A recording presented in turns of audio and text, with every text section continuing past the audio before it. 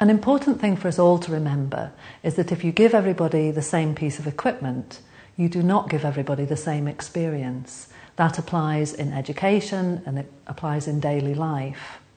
So the one-size-fits-all mentality is not consistent with inclusiveness, although many people mistake it as being the same thing. John Sculley, who was the chief at Apple Computers for more than 10 years, is quoted as saying that we design equipment to suit one group of people and inadvertently create obstacles for another group.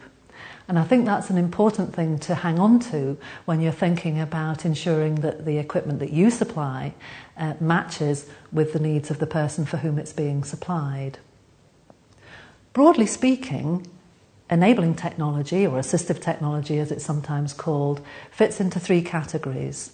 You have input devices, you have output devices, and you have what I would call processing tools.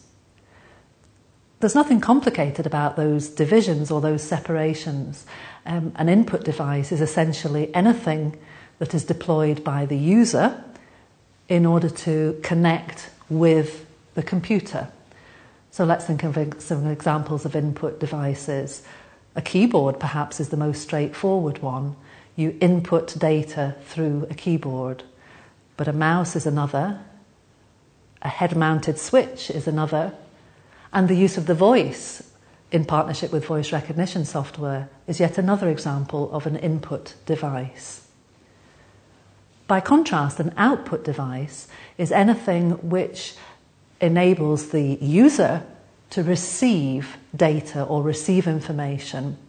So, for example, speech output is an output device, which of course is an essential if your alternative, the screen, another output device, is inaccessible to you. Processing tools, predominantly software, but not exclusively, and these facilitate the connection between the user and the computer, and they relate very much to the activity that is being undertaken. So in the case of me typing a letter, my input device is the keyboard, possibly with the mouse.